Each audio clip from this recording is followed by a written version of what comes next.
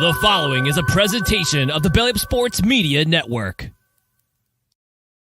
Ladies and gentlemen, welcome in to the Korner Booth podcast. I am your host, Jared Klim, alongside these two handsome gentlemen here. It's Matt, a.k.a. Jake Smigglesworth, a.k.a. Swagoo. And then, of course, in the lower corner today, making his return after a one Thursday hiatus, the king of the penalty box, the man, the myth, the legend himself, Chris, a.k.a. Melvin Dew Lipoff. Mr. Dew. So I had something happen to me, my professional life. Well, the other half of my professional life, not this half. So I won't go on air and obviously say it, but I'm just going to have a little beer for it. It was a very rough month for me and a very rough quarter, and grinded and worked my ass off, made mistakes, but made it through, and I was, I guess, rewarded today. So even though it was a bigger pressure cooker on my back, but I'm okay with it. So cheers to that, fellas. Cheers to Chris's favorite holiday, April Fools. April fucking Fools. April Fools. Oh, I didn't even do my April Fool's joke. Well, I mean, you still have 56 minutes to do it. So I mean, yeah. Let me text something crazy in the group chat. Something I'll just make up. He's just gonna start early with it, I guess. All right. Either way, we have an awesome show for you guys tonight. Not only do we have me and Matt's team start playing each other at 9:40 tonight, we also have 9:40. The Final Four is next weekend. Thank God Duke's not in it. God bless you, North Carolina State. We also have UFL, which honestly, I'm not going to lie, I watched about maybe an hour and a half of total games between 3 out of the 4 games. Was very impressed. I'm not going to lie.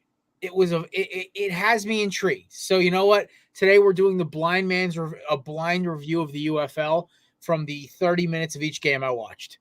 And you know what? And the highlight tapes afterward, which is okay. We're also going to do my top 10 receivers and top 5 tight ends, or no, top 5 receivers, top 5 tight ends, and these are top 3 tight ends. And these boys are going to get off me. It's not like last year where there were like 8 tight ends who were draftable. This year was like 3. So it's Brock Bowers and 2 scrubs, and then it's just a pile of crap. At least that's the last time I looked at it. I might be completely wrong at this point. And last but not least, we're also talking just some good old-fashioned sports. So, boys, how was your weekend? Shoot. You want to go? The weekend was pretty good. Got some help on the defensive line. Appreciate that, guys. Well, appreciate the free draft pick. Yeah. Hey, what's win-win, like I said.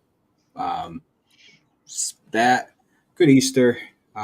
Relaxing for the most part. I had a 3-day weekend thing, which is nice. I just opted not to go in Friday because who wants to do that on their day off? Must be nice. I had a 1.5 day weekend. Fucking brutal. You know what? I don't mind my job. There's very few things I complain about. Working on Saturdays fucking blows. I sit in that office for, I don't know, a good 3 hours. Bear in mind, I was a little hungover on Saturday, so like me going into work was just a fucking nightmare. But other than that, I had a shit ton of paperwork to do. I was there until about 12:30. Had a good 2-hour workout afterward, which was fun. But then it's 3:45 and I'm exhausted. I'm like, oh crap, I'm supposed to go do something. So it was long. It's gonna take a lot to get used to. I kind of like having the extra half day to kind of do paperwork because I'm not even the front counter guy anymore. I'm the reserve. I'm the guy who has to make the big choices if somebody brings up something crazy. So I kind of lead, I guess. I don't know how to characterize it.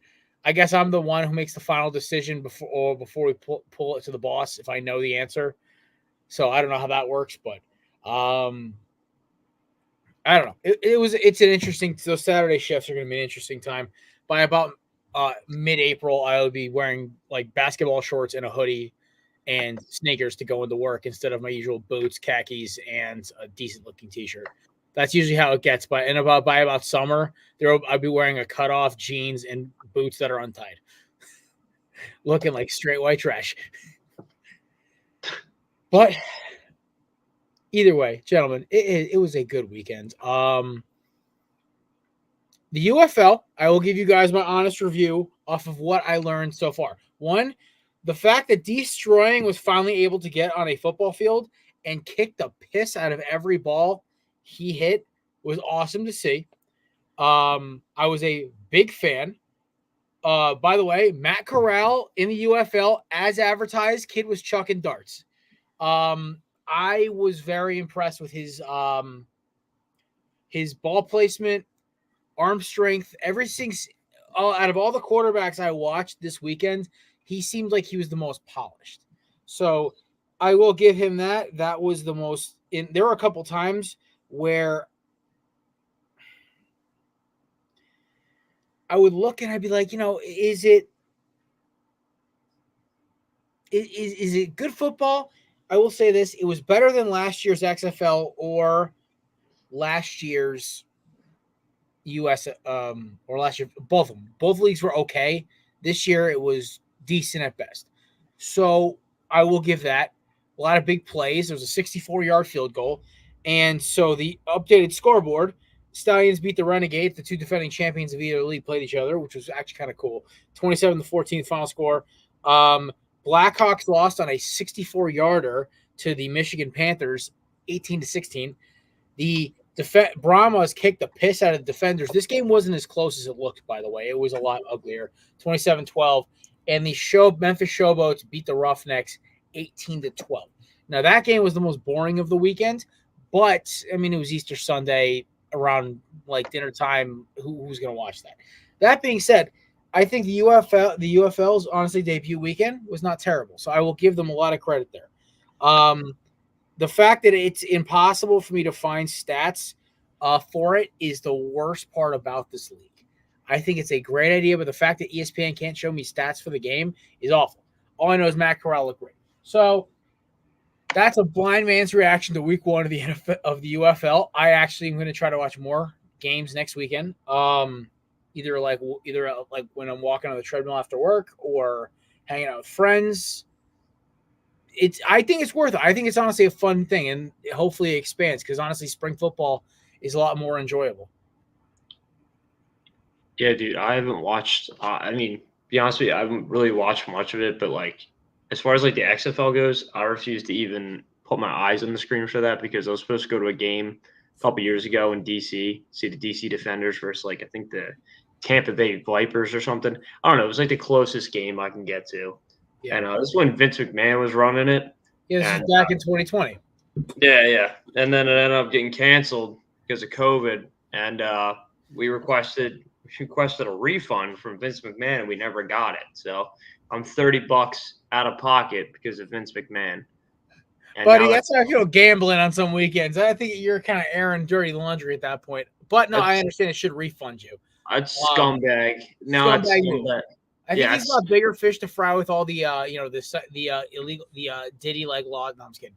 The lawsuits that he's got. Also, Chris, I don't know if you got to catch any of the recap of the show on Thursday, but oh my God, Nate was so cute and innocent when he was like, "Wait, what happened with Diddy?" And me, Jay, and Matt couldn't keep a straight face. Oh, Nate. Dude, in 2020, I bought, right when the Houston Astros scandal and everything was coming out, I bought Mets Astros tickets just because I couldn't wait until August to see them play the Yankees. I had to go see somebody boo them first. And I bought tickets for June and January. And then everything got shut down. And they not only credited my buddy's account the money back for the tickets, but they gave him like a extra 10 or 20% towards it. And every time that they would bring the games back and we would buy tickets again with their credit and then they'd cancel it because they're not allowing fans, they just kept giving us a refund and they'd give us another 10, 15%. So we were fucking, at one point we were just making profits off StubHub. And I forgot what we ever did with them. But, I think we went to see a UFC match, which worked out fine. But we turned like, I think it was like I don't even know. It was like $100 into like eventually like $150.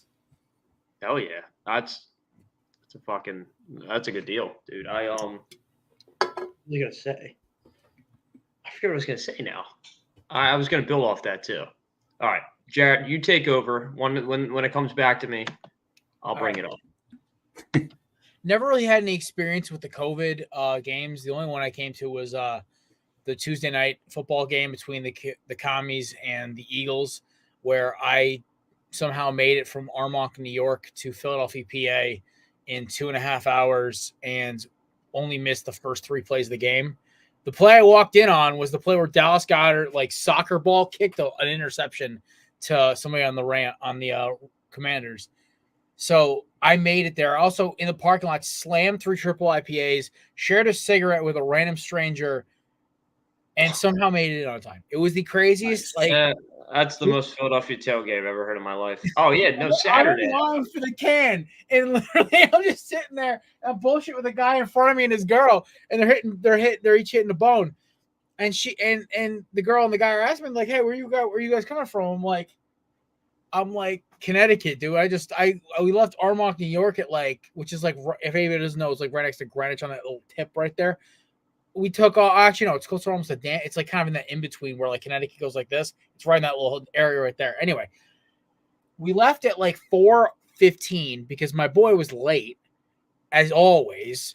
And so I'm sitting there in the parking ride. I peeled out like a rocket. I had to stop and get gas at I had to stop and take a shit at the Lombardi lot that's on 684. Matt, you know exactly which one I'm talking about. I pull out of there. I almost ran a Tesla off the road because they wouldn't let me in. You have to merge into the passing lane. And this fucking Tesla took it upon itself to not let me in. So I basically just almost forced them into the other lane because I was like, dude, I can't stop. It's either guardrail or get on the road. I had no choice. And so they were yelling at me. I flicked them off. We kept driving. And every time we passed them on the highway, because it was like stop and go traffic through New York, I would flick them off and wave and I was just being an asshole. So once we got past the turnpike and all the craziness, we opened up the gas and we just started driving, and we were doing maybe a lot. So we get there and we're enjoying the game. It's a Tuesday night. We're having a blast. I had a couple drinks and we leave, right? I wake up at 1:00 in the morning. We're about, I'd say maybe halfway into New Jersey from Philadelphia, and I feel my car shaking. And I look over, my boy's doing 110 in my fucking 2003 Honda, and it's at 4,000 RPMs. And I'm looking at him, I'm like, what are you doing? And he goes, oh, I want to go home, bro. I'm tired. I'm like, this ain't your fucking Beamer. Slow down. The thing was shaking because he was driving it so fast. The frame wasn't used to that much power. I actually was blowing past the governor. I was laughing my ass off. 110, dude. Oh my god. No, fastest I ever drove a car was 107. That was on a highway in New York. Matt knows exactly which highway it is, where there's always cops. Somehow I was in the middle of the day. I made it from Danbury to 287 or 87 in 29 minutes. Did you have to take a shit then too? No, I was just bored and I wanted to see how fast my mom's brand new car could go. Because like usually when people go that fast, either they want to test the speed or they really got to take a shit. Yeah, no, it was okay. And it was so funny. I didn't realize how much power my truck had compared to my Honda. I'm driving it back from the dealership that night. I got it, and I'm doing like I'm like, oh, I'm just trying to. This Tesla keeps trying to race me. I'm like, I'm just trying to get in the right lane to get over. I look down, I'm doing 91 going through Newtown. I'm like, what the fuck? I didn't realize how much power the damn truck had. I had to like get in the other lane, but that's crazy. As I keep incrementing myself for illegal speeding. All that aside, Maddie, I don't know if you noticed the color scheme tonight with the red, the black, and the turquoise. I'm assuming it's all Diamondback. I did not notice it until you said it. Bingo. Whatever Ringo. helps you. I'm making sure you know it's about to be 3 days of pain, baby. I was mad because you mentioned 9:40 and I swore it was 9:10 and I just looked and it was 9:40. So now I got to fucking wait an extra 30 minutes to put the game on. Because I'm working tonight, so I'll be able to watch maybe an hour of the game, if that, and then I'll have to listen to the rest on the radio. But I thought it was at 9:10, so I was all happy. You do overnights, how late are you in for? I work until about 3:30ish, 3:30 in the morning. Get home around 4:30. So do you get to take Nate? Do you get to shout to Nate by the way for filling for Chrissy on Thursday? Nate the Great. Nate the Great, so innocent. The Wonder Kid. Go Phils. Right? Do you get to like sleep in the next day if you work overnight or no? Nah, I get home at like 4 o'clock or so, and then I gotta just get back up and be at work for 7. That's brutal. Jesus Yeah. Christmas, dude. Yeah, it's not fun. I mean, the money's fine. You know, obviously it's not difficult work at all. It's just like you got to just fight through the lack of sleep for that day. But like, you know, it makes up for it every 2 weeks on a Thursday. The worst one I did was there was 1 week where I did 2 overnights and 2 day shifts in the same week. So I did Sunday night into Monday, which was you go and it's 8. You basically work until maybe 3 o'clock, 4 o'clock in the morning. You drive back, you grab a snack. I get in my car. I'm in the house by 5:30. I go to bed, get up at maybe 11, get up, go work out quick. Slam 3 IPAs. No, actually, no. Share a cigarette with a stranger. I wouldn't drink between overnight shifts because Take a shit on the, it fucked me up so much. But drink dragon milk, dude, that shit's brutal, dog. Go to bed with some dragon milk on his nightstand. So it's like the beginner's whiskey barrel stout, and it's so easy to drink. Because like right now I'm drinking a 9.5, dude. Fucking Voodoo Ranger. It's like it's basically a grapefruit and orange IPA. It's freaking gas. But Jared, not the Voodoo Ranger for just making like alcoholism so accessible. I'm just kidding. But no, overnight shifts are fucking brutal. I hated them, but like my boss would ask me to work them occasionally. Like me and this kid I used to work with when I was at Marble Life, we restored the entire main entranceway to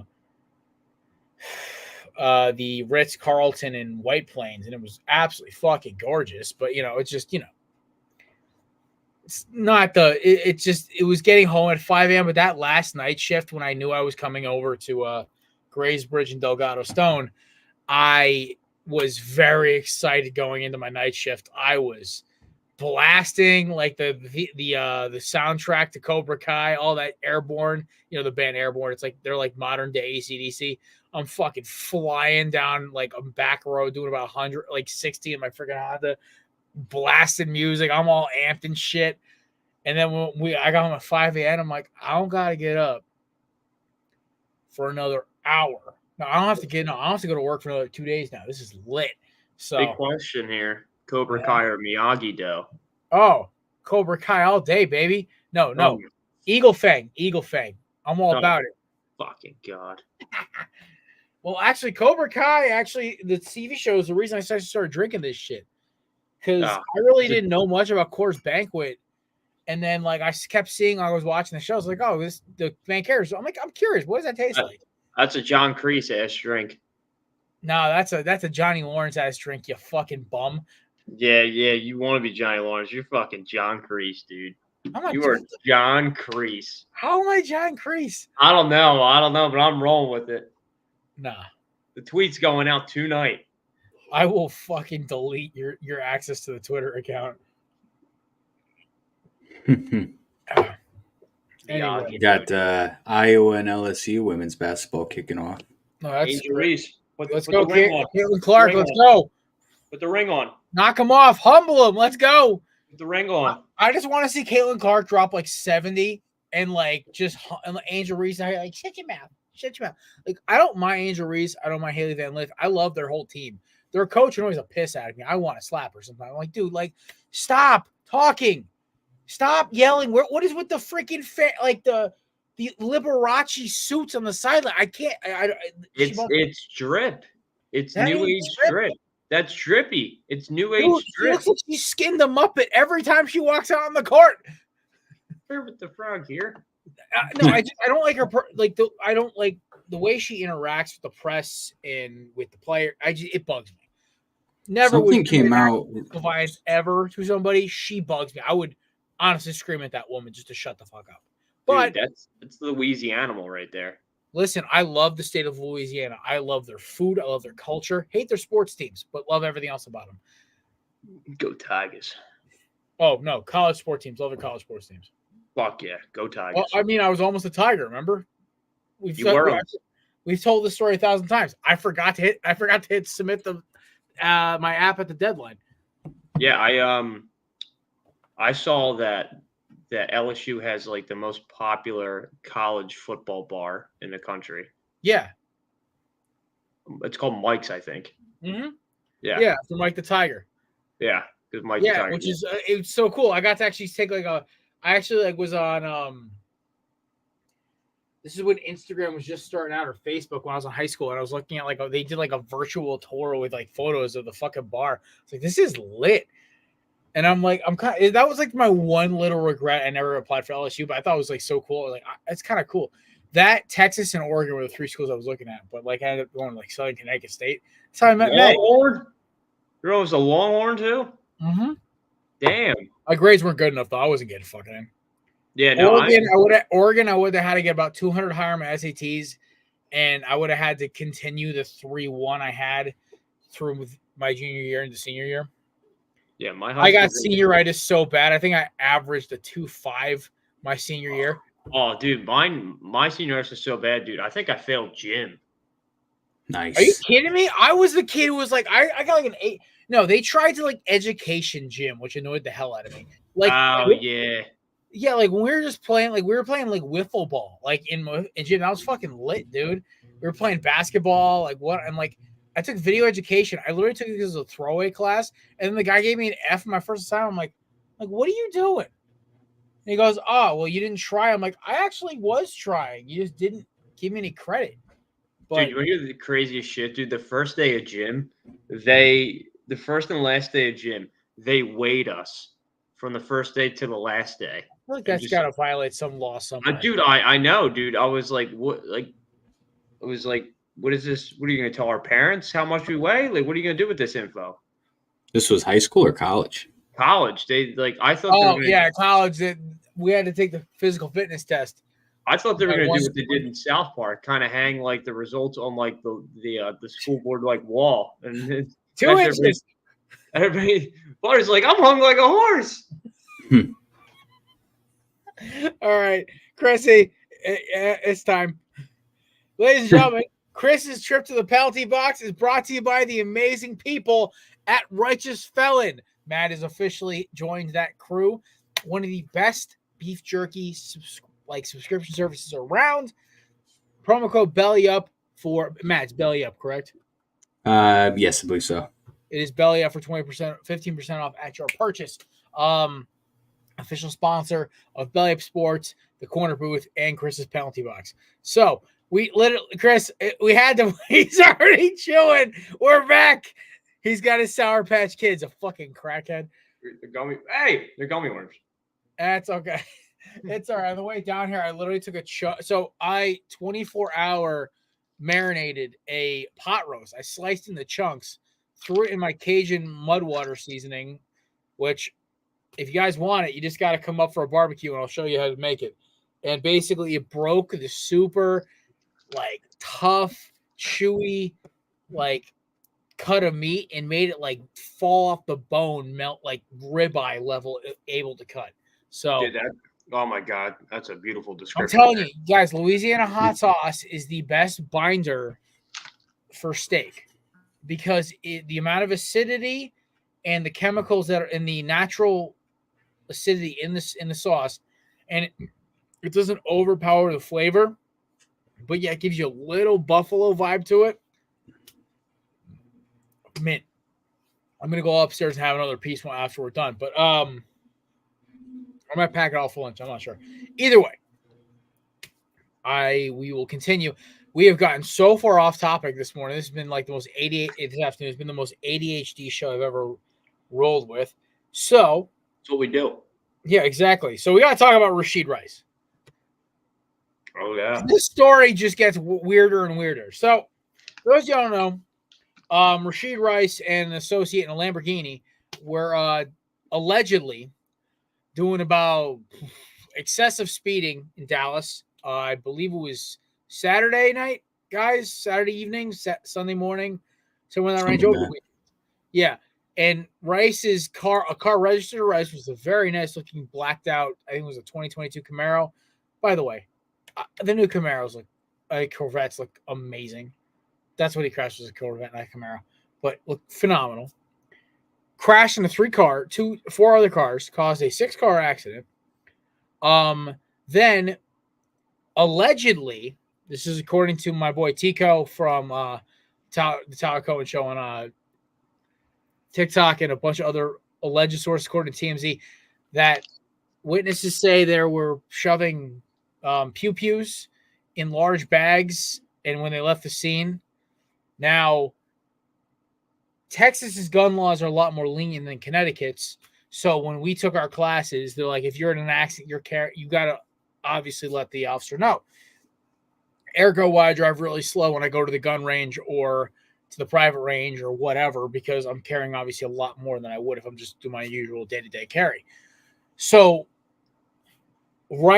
allegedly, the associates involved with the accident that possibly could be Rashee Rice walked and left the scene, and the cops don't know where they're at. So that's what we have right now. I don't know if you guys have seen anything else on Twitter or anywhere else since this has been released. This is what I've heard as of 5 o'clock tonight. The other big story in NFL legal news: Cam Sutton turned himself in today. Yeah, they finally found him, turned himself in. So that's the update there. So interesting offseason for the Lions and Chiefs right now.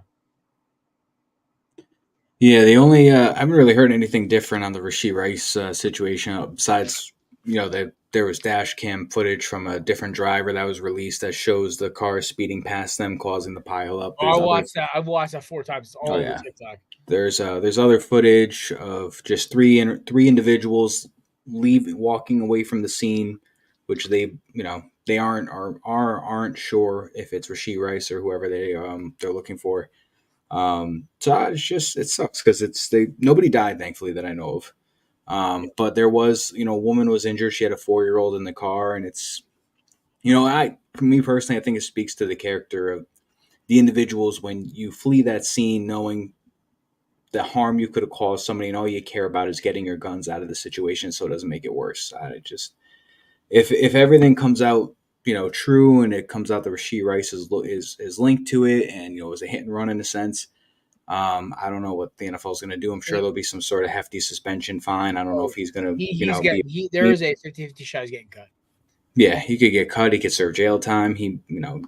If the Giants cut DeAndre Baker for the burglary incident, which I believe he was found not guilty of, and a barbecue, which is the funniest fucking part of that whole story. Still got cut. Got brought back to KC on a 1-year deal, and he's never made it to the NFL after that. I don't believe so. I mean, I don't think it's far-fetched to say that Baker was a terrible corner to begin with. Well, yeah, but I don't think it's far-fetched to say Rashee Rice could be done in Kansas City if all of this comes out and he's linked to it and he was involved. Which is just like typical Chiefs thing, to lose another receiver, but they'll still somehow get back to the promised land. I don't have much to say about the investigation as it is, but I will say that I feel a lot of pro athletes feel like they're untouchable because they make a lot of money, and they feel like no matter what the situation they're in, they can just bail themselves out. But it doesn't always work like that. I mean, we've seen instances where athletes have physically killed people, and obviously they've gotten in trouble, or sometimes they don't. So that's why I hate these situations where it's something stupid, the dude's racing with firearms, and it's we've seen John Morant do it. John Morant's pointed a alleged laser at the Pacers bus. See, if the smart thing, let's say you have the guns in the car, this whole thing happens, you send one of your boys with the weapons, you tell them to book it, and you stay there. Because getting caught in an accident and road rage, yeah, you might get arrested, but you might get slapped on the wrist with a fine. You're playing next week. Now you leave the scene, and people are talking about you leaving with guns. If you just told your boy to book it with a bunch of fire, say, hey, listen, shove all guns in the bag and go. Just don't even look back. Just take off. The rest of us will look fucking confused, like we did something, like where the fuck is he going? And that's it. And you get a slap on the wrist, and it's over with. Nobody asks questions. The fourth associate took off with a bag. Nobody knows what happened to him. Nobody knows what he looks like. He's in a nobody. There's so many things that could have handled the situation better. And obviously, off the rip, why are you road racing with fucking firearms? And if you're gonna run with them, there's a 50% chance those shits ain't registered. Come on. Like, I can't put two and two together. Like, listen, I'm not going to lie.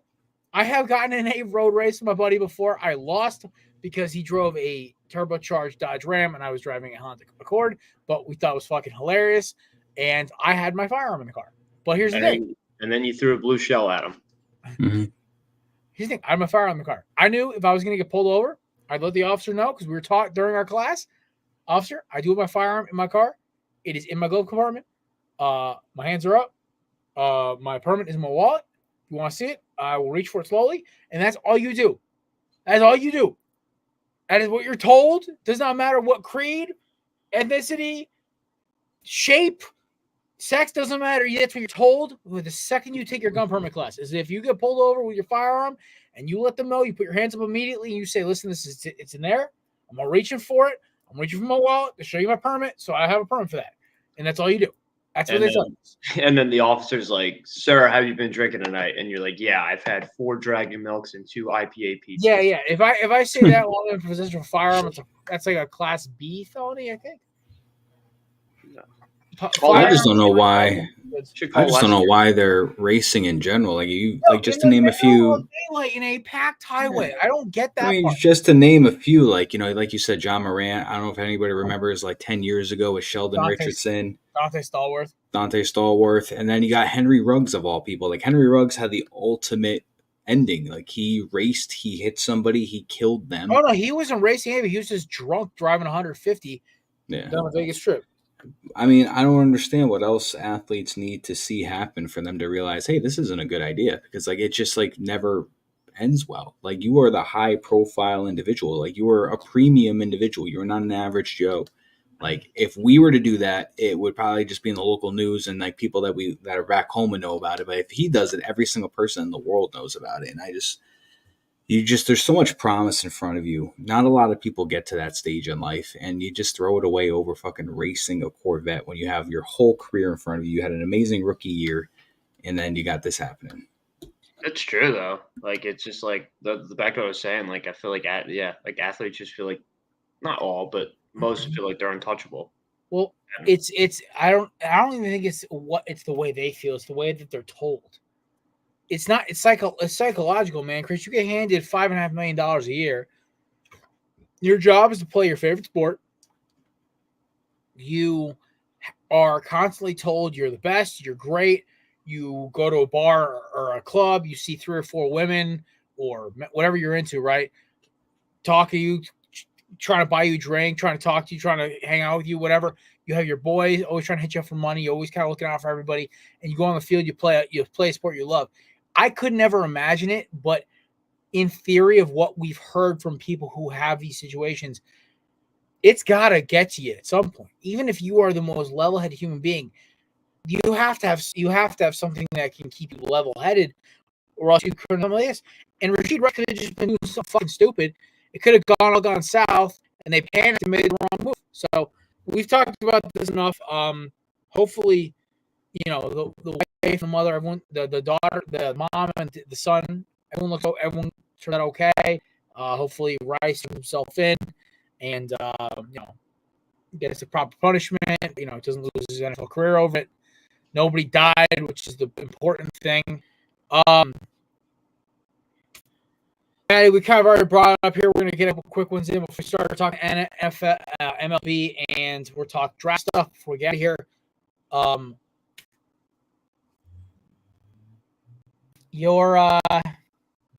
Your Jets get the Gladiator, Son Reddick. Now, I said this in the chat on Saturday to Chris and Matt, and I said this very clearly. Eagles fans, I know how much Hassan Reddick meant a lot to me too. He's one of the first NFL athletes I saw play live in college. He was very cool. The problem is the second Josh Sweat fit better for what we were doing. Bryce Huff is a younger, more athletic, cheaper, and I think taller Hassan Reddick. Now, Reddick is an amazing pass rusher. But is he as valuable on run game? Not really. Josh Sweat, on the other hand, is phenomenal against the run. And he's an exceptional down lineman defensive end. He's versatile. He's a big dude. He fits our system, and he's cheaper. He's younger.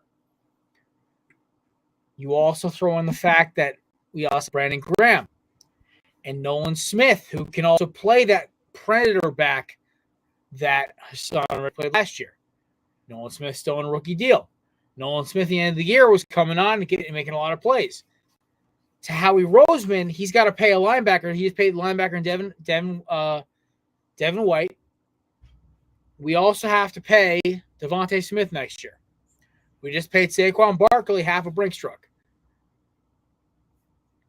Unfortunately, there's not enough snaps to go around. That was the biggest thing. So I love that he goes to the Jets. I wish nothing but the best for Hassan Reddick. One, he's going to play the fucking Jets this year, so I don't have to have Jalen get chased down by that psychopath. Two, y'all just got an elite level sack artist who is going to get after the quarterback at a breakneck rate. I just pray for his knees and ankles on that shitbox turf y'all playing. Oh, yeah. That being said, good for the Jets. Listen, Eagles get a conditional second rounder next year if he plays the full season. I love it. Howie might have just pulled another Carson Wentz straight out of his ass. I'm okay with it. Yeah. No, it's win-win at the end of the day. Like I was saying, I know there's Philly fans out there that are questioning what Howie Roseman was doing. I had some of them inbox me.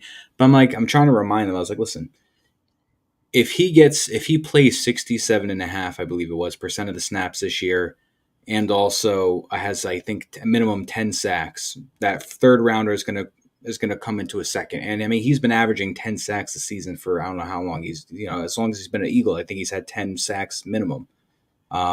So it's kind of like a guarantee, like that's going to turn into a second round. We all know he's going to get there, like, snaps wise, I'm sure he'll get his 10 sacks, but like you said, Bryce Huff is very similar to him, but he's younger, he's faster, he's quicker. And he had 10 sacks last year, and he was rotational defensive lineman. Quarter of the snaps. Yeah, exactly. Incredible. I'm telling everybody, look up his stats where he ranks as a pass rusher. He's top 3-5 in a lot of categories, and he was a rotational piece. He was not a starter. So imagine what he could have 17 sacks if he was a starter, maybe more. So I'm very happy with Hassan Reddick. A lot of people, I think, like some Philly fans, need to remember this is a contract year. He's 29 years old. He's 29. No, but he's not. It's in his contract year. It's not like we traded for him and we immediately gave him an extension. It's very possible that he has a great year. You guys get the third rounder, becomes a second rounder for 2026, and then all of a sudden he hits free agency, and you guys have that option to bring him back. So it's more of a risk on our end. I said to my buddy the other night, I'm like, dude, he could still end up being an Eagle next season, not this coming season, the season after. Like, what do you mean? I'm like, let's say he gets his 10 sacks, but says the Jets. I ain't about this, man. I ain't about the first round or second round exit with Aaron Rodgers talking about being Kennedy's vice president. And then Brandon Graham retires. There's an open slot, right? And they need to work another guy in. Reddick's like, I'll come back on a hometown discount, whatever. I'll take a couple mil. It's there, okay? He may never play for the Birds again, but when he played, it was great. He was a good time. He was a great player. Chrissy, I know you've been waiting to chop with a bit about the Reddick deal. How you feeling right now? It's like bittersweet because, again, we went to my college, and I was at the draft when he got drafted to the Cardinals. So I was very happy to obviously see his tenure with the Eagles. But I mean, like I said, it comes from a third round pick that could potentially turn into a second. So hopefully. It does turn into a second, but again, you never know what the Jets and Giants field. So, I mean, his legs could be fucking destroyed by week 2. I mean, even if that's the case, let's say they decide not to bring him back because of that injury, and then all of a sudden, like I said, he could fall back into Philly's lap, and you guys get a third round pick out of it. Yeah. I mean, like I said, it's not the end of the world that he's gone. I mean, he was our best defensive player, so that's what kind of sucks. But at the same time, we did a replacement for him, who again achieved 10 sacks, quarter of the snaps. So I'm happy at the end of the day, and I'm happy for Hassan because I know he's going to get the money he deserves. So that's all I I don't got. really think it even made your guys' defensive line weaker getting rid of him, just because you got a younger, solid piece in place of him. So it's almost like you guys are balanced out. But like I said, excited for us. I mean, I think it solidifies that defensive line as one of the best in the league going into next year. Yeah, I'm happy he's gone to a team that I don't hate. Like I don't hate the Jets. I have Yeah. nothing against the I Jets. mean, even if we were to extend him, by the time we play you guys again, he'll be like 33, 34. I mean, he could still. I don't. I mean, the way he's playing, he still could be playing at that level, but at that age, it's just one of those who knows. But Edge rusher's a weird position, man. yeah, Like, it's If good they for both. can, if they can extend him, I would love to buy his jersey, but I just don't want to buy a one and done jersey. No, I almost bought a Reddick jersey. I'm really happy I didn't. I held off. I was thinking about the same thing too, Jared. I want my Jalen Carter jersey though. I might order. I might get like a handful of them off like that. I might get a Kelly Green Saquon T-shirt. Dude, I'm gonna get the Kelly Green Saquon jersey, but the white one. That one's like my favorite jersey the Eagles have. Oh, see, mine's the black jersey. That's my favorite jersey. Yeah, the midnight black. Yeah, that one's great. That's my favorite jersey. All right. Congratulations, Matt. It's bittersweet for me and Chris, but also you're getting an amazing pass rusher and an amazing teammate, so it's going to be good for you either way. First week of Major League Baseball, where our first series are in the books right now. Phillies, Diamondbacks, and Yankees all looking pretty solid, boys. I mean, we lost the series to the Braves, but like it's the damn Braves, man. Like that's like us opening with the fucking Dodgers. It's like just catch us in October, you know. I was like, well, Strider's 0-4 against us, or 0-2, and I know y'all love that TikTok I sent you. Yeah, oh my god, dude! I wish I was at that game. I had tickets for Saturday when Max Fried was pitching against Nola. Nola's, I'll save his for another day, but I don't even know how he still has a job in baseball. But I don't. He's good, and then he's not good. I just can't wait. Next week we get Jordan Montgomery's debut, and I'm very excited about that. Yeah, I'm curious to see how that plays out. He's a stud. So yeah, that's the guy I wanted. Then we get Eduardo Rodriguez back end of April. Yeah, we have a kid who's supposed to play, Andrew Painter. I think he fucked up his elbow or his arm last year, so he couldn't play last year. I don't think he's playing this year, but he's supposed to be really good. That was supposed to be our fourth guy, and then he was out. So my fallback plan was Montgomery or like Snell, but obviously both are gone. So we'll see what happens at the deadline. But it's the beginning of the season. I mean, I'm happy to be back at dropped 14 in one inning out there. Yeah. I couldn't ask for a better weekend than starting the year off 4-0 and sweeping the Astros in Houston. That's something that I don't remember like the last time we did it. That was amazing. I'm happy the team is where it's at. You know, I'm on record for saying 88 to 90 wins, 85 to 88 wins. And I'm not going to deny what I was saying. I was like, I firmly believe that in the moment. Right now, I got a little bit of a different expectation. I'm taking it with a grain of salt because we're only in April. Mm-hmm. But it's nice. Like I had not a lot of confidence in this starting rotation without Cole. I didn't have a lot of confidence in this bullpen with some of the people that we were missing and we let go. So it's nice to see the bullpen have about 15 scoreless innings this weekend. And starting pitchy relatively just was very reliable this week. So I'm happy for that. The Yankees were scoring runs fundamentally, a lot of sacrifice fly, running in runs, stolen. I don't know if they stole any bases really, but a lot of base hits, a couple home runs, nothing crazy. I think there's like 3 or 4 home runs this weekend from them. So they're scoring runs the old-fashioned way, and the bats haven't even fully woken up yet. So I'm excited to see them get into Yankee Stadium. I did go to the Citi Field on Saturday. Let me tell you, that is an amazing stadium. I went last year. It's pretty nice. Fantastic stadium. It's all centered around fan experience. It's if anybody hasn't gone, I recommend it. It's not a bad. It's honestly, it's a fun time. The product is, yeah, dude, Mets ain't good. That's the problem. Yeah, dude, Mets. The product ain't good on the field, but they got some of the best stadium food. Let me tell you. Oh my god, yeah. Are you kidding me? Like I look forward to going to those games. Like I'm going to Diamondbacks Mets in June with my buddies. I'm very excited. Like I love going to Citi Field. the last 4 times I've gone there, I was with like my grandparents who, sit in a nice area. They go to the Foxwoods Club. Like it's very upscale. You're in a nice little box seat. I'm going with my buddies. It's going to be like blue collar bleacher seats, and I'm going to be in some trouble, man. Wearing Diamondbacks red and teal all day. Just, Yeah, that's how. Because I went to Phillies Mets last year at the end of the season, and I mean there was like no Mets fans there because it was like the end of the season and they weren't making the playoffs. But I had a couple beers there. That's and, every season? What? That's every season? Basically, yeah. Mm-hmm. I had a couple beers there, and they gave me a plastic cup. It's like a custom Mets cup. I don't like the Mets, but if you know any Mets fans, I'll be glad to ship it to them. I had a drink in a plastic mason jar, and they let me keep it. It just says Amazing on it. It doesn't say Mets or anything. It's actually really cool. But so that's my little bar drink. There was one time I was at Mets Diamondbacks, and Kirk Neuenhuis hit 4 home runs in one game. It was the weirdest thing I ever seen in my life.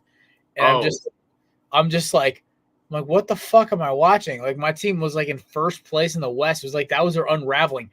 It was middle of 2019. Diamondbacks were in first place by 5 games. They were kicking ass. They were on fire.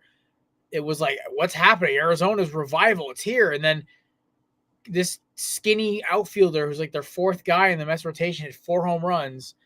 I was so mad, dude. I literally had a little, like the little helmet of the Mets helmet of ice cream. I finished eating. I stomped that shit right in front of a Mets fan. I said, "Fuck this team, man." Big shout out to Reese Hoskins too. That shit was nice. I was at the game where he just lit it up. Was like had like a base hit, a walk, a home run. They like the reliever threw at his head, and benches were gonna clear, but they didn't, and they got ejected and everything. That was really cool. That was a good game. I love Reese Hoskins, dude. Reese Hoskins is fun as fuck, dude. It was really sad I didn't get to see him play against my Diamondbacks in the playoffs. All right. Final 4 is here, gentlemen. North Carolina State. They're here. Nobody wanted them, but they're here, and they've won me money. They're kicking ass for me in March right now. I'm like 3-1 betting with them, so I bet against them once. Was it against Duke? No, it was against it was first round game. The only game I bet against them. North Carolina State, fucking UConn. I will only root against UConn once this entire tournament. It is this weekend against Alabama. That's it. Besides that, they can lick my boot. I don't give a shit. And then Purdue versus North Carolina State.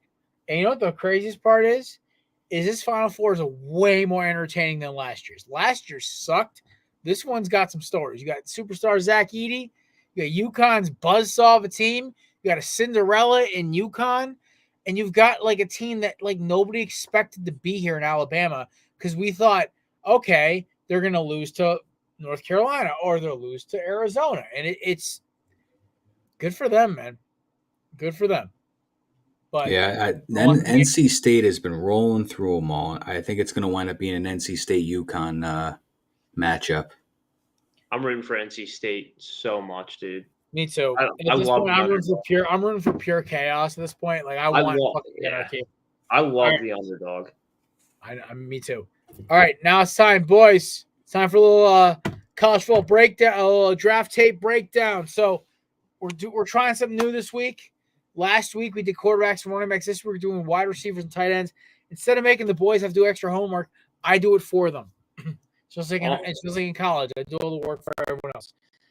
I will do my 2 honorable mention wide receivers and my top 5. My tight ends, I will do my top 5 only because there's only about 5 tight ends that are noteworthy right now. That may change.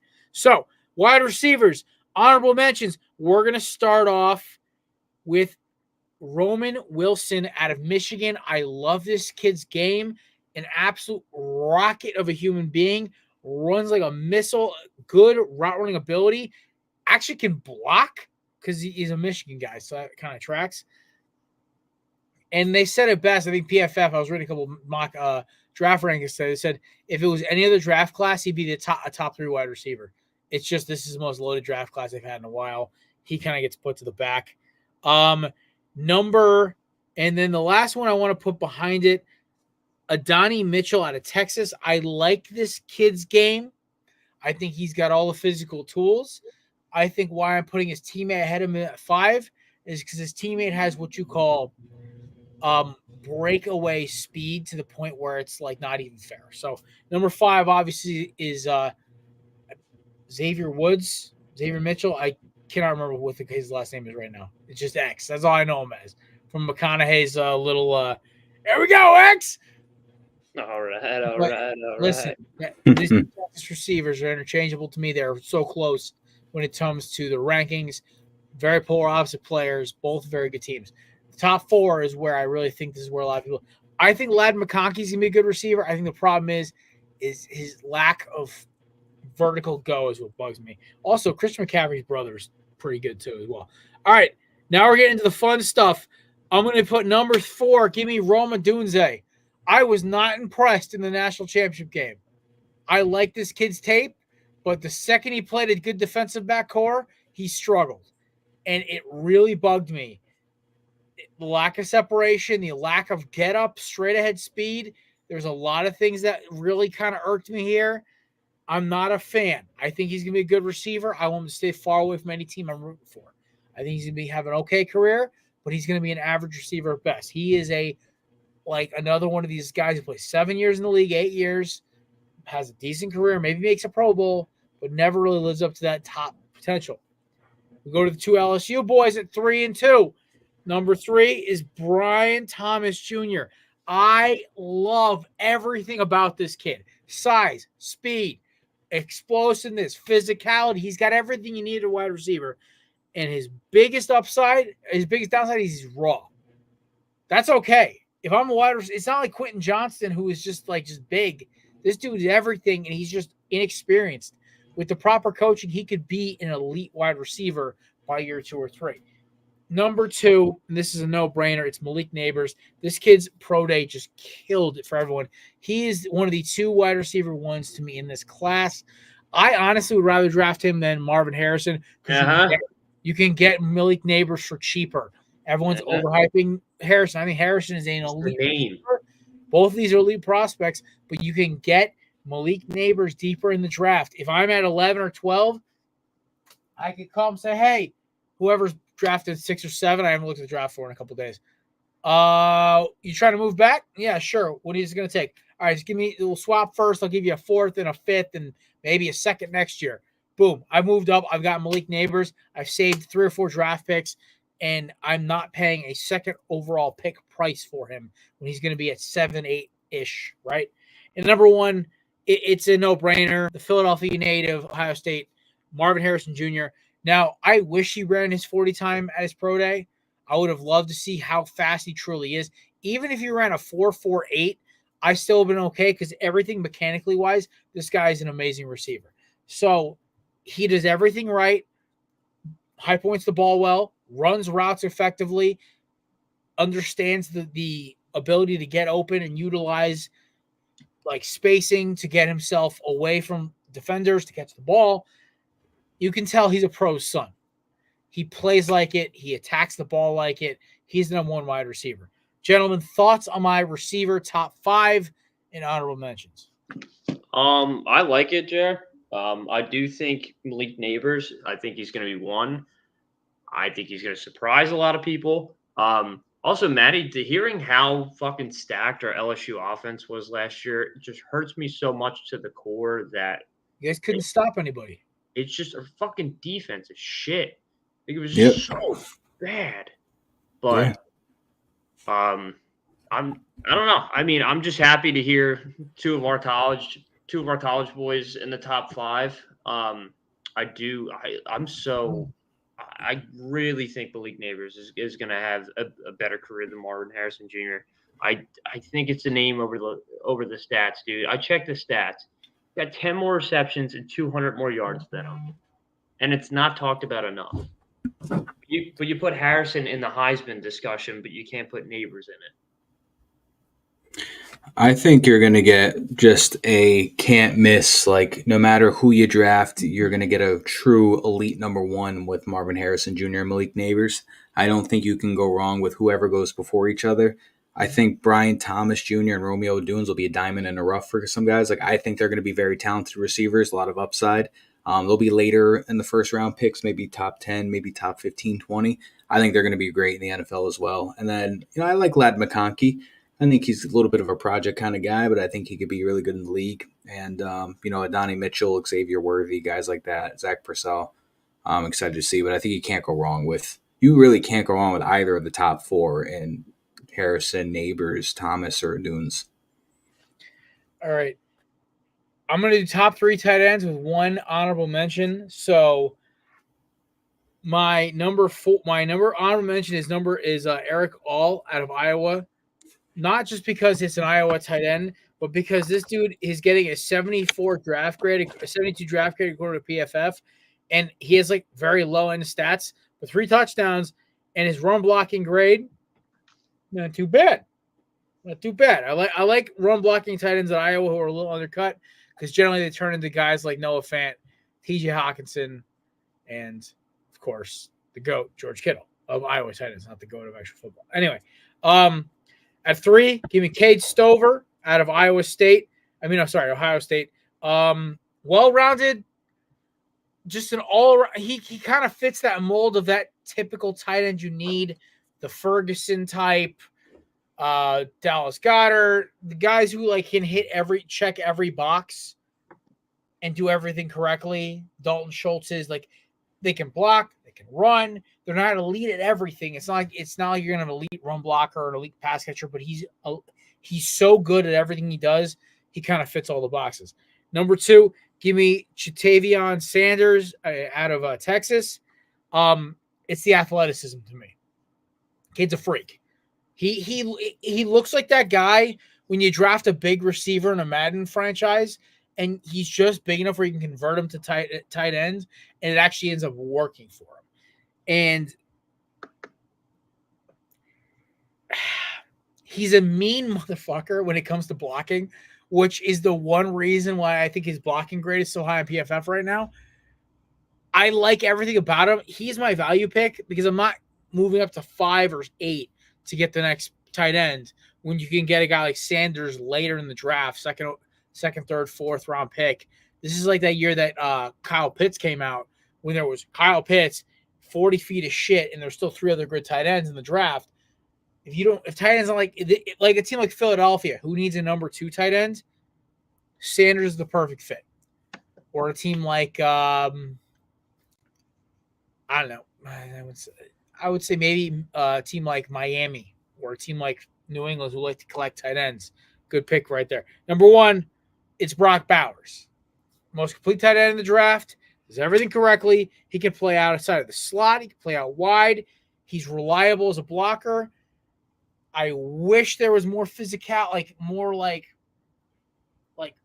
physical stats, bench press, 40 time, whatever. But I'm okay with it because you know what? On tape, he just does everything right. And that's what makes him a good player. So give me Brock Bowers, obviously, no surprise, at number 1. Gentlemen, my top 3 tight ends with a 4th runner-up. What do you think? I like the list. I agree with everything you were saying. I think Brock Bowers is obviously the clear number 1. I think he's going to be like a Travis Kelce Jr. kind of guy. I don't know where he could go. Number 10 to the Jets, unless they trade down or trade back, whatever is going to happen. But he's going to be the next big thing, I think. I think he's going to be what everybody hyped Kyle Pitts to be. Not nothing against Kyle Pitts. I think quarterback play has obviously hindered his performance and his potential of what he could reach. But I think this is going to be the next Kelce for the next 12, 15 years in the league. Or at least the next Zach Ertz. Yeah, and he's going to be a top 3 tight end for years to come, in my opinion. He may not be a Hall of Famer, but he's going to be a Pro Bowler. Rocco Clock. There you go. I love everyone there's like this trend now of like Brock Bowers falling to like 15 Philly trading. I'm like, how he won't trade up for a tight end after he just paid one? I could see them drafting one in the second round and trading up for him because that's more Howie-esque. But trading up for a tight end, it's never been their thing. There was only one time they tried to do it, and that was 21, where they were like, okay, we either are going to get Smith or we're going to get Chase or Pitts. If we can't get either of them at 4, we're going to trade back. They couldn't get either one because apparently they knew the Falcons at 4 were taking Pitts, and the Bengals at 5 were taking Chase. So they're like, all right, we're going to trade back. And so they went and traded with Dallas to get Devontae Smith, which is, by the way, the ultimate FU to the Giants. It's the greatest thing I've ever seen. Either way, all that aside,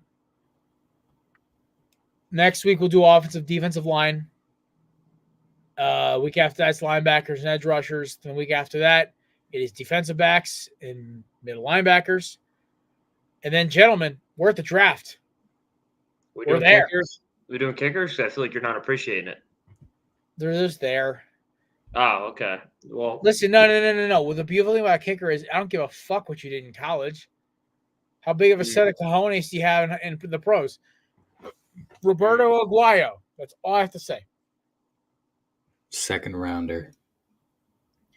One of the most inaccurate kickers of all time. Literally was a second-round pick.